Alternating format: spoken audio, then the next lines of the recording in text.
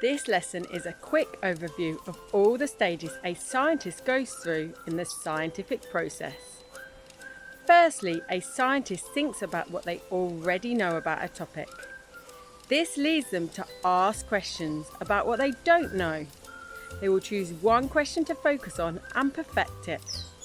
Next, the scientist will come up with a fair test by determining their independent variable, dependent variable, and controls. Now they will hypothesize or predict what will happen.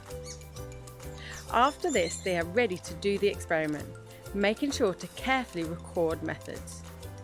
With the information or data they collect in the experiment, scientists then record the results, perhaps by producing graphs. After this, the scientist uses their knowledge to interpret the results and form conclusions. Lastly, it is important for scientists to share their findings with the world, either in an oral or written form.